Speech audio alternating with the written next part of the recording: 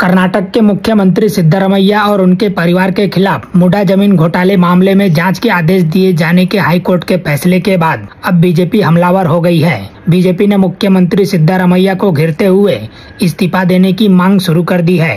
Karnataka BJP अध्यक्ष BY Vijendra का कहना है कि बीजेपी भ्रष्ट प्रदेश की भ्रष्ट कांग्रेस सरकार और पिछले 2 महीने से भ्रष्ट मुख्यमंत्री के खिलाफ लड़ रही है। जब बीजेपी मुडा घोटाले का मुद्दा उठाया तब इस याचिका के विरोध में डाली गई मुख्यमंत्री की याचिका को हाई कोर्ट ने खारिज कर दिया। हाई कोर्ट के न्यायाधीश ने कहा है कि कानून के समक्ष सभी समान हैं।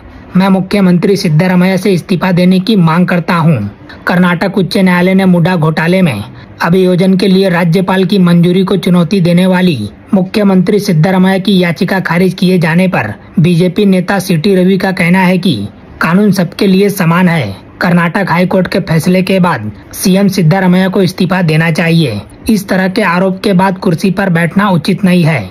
बड़े बड़े वकीलों ने मुख्यमंत्री के सपोर्ट में दलीलें दी, लेकिन हाई कोर्ट के सामने एक न चली। मुख्यमंत्री सिद्धरमैया एक भ्रष्ट नेता है। वहीं आपको बता दें कि सिद्धरमैया की तरफ से कांग्रेसी वकील अभिषेक मनु सिंघवी दलील दे रहे थे। दूसरी तरफ बीजेपी की मांग पर कांग्रेस ने भी जवाब दिया है। कांग्रेस नेता DK शिवकुमार ने मुख्यमंत्री सिद्धरमैया का बचाव किया। उन्होंने कहा कि मुख्यमंत्री द्वारा इस्तीफा देने का कोई सवाल ही नहीं उठता है। मुख्यमंत्री ने कुछ भी गलत नहीं किया है। वह किसी घोटाले में शामिल नहीं है। यह बीजेपी द्वारा एक राजनीतिक साजिश है। हम सभी मुख्यमंत्री सिद्धरमैया के साथ खड़े हैं और हम उनका समर्थन करते हैं। CM सिद्धरमैया देश और पार्टी राज्य के लिए अच्छा काम कर रहे हैं।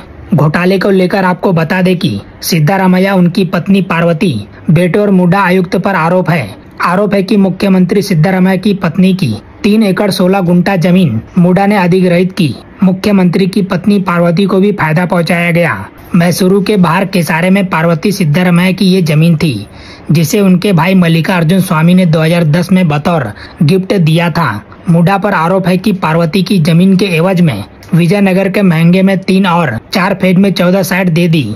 मुडा ने शहरी विकास में जमीन गंवाने वालों के लिए स्कीम शुरू की। इस स्कीम के तहत ऐसे लोगों को विकसित जमीन का 50% दिया जाना था। इस योजना को 2009 में लागू किया गया और 2020 में कर्नाटक की तब की बीजेपी सरकार ने स्कीम बंद कर दी। आरोप है कि योजना बंद होने के बाद भी मुडा ने जमीन का अधिग्रहण और आवंटन किया। फिलहाल इस खबर में इतना ही। बाकी अपडेट के लिए बने रहिए लाइव टीवी न्यूज के साथ।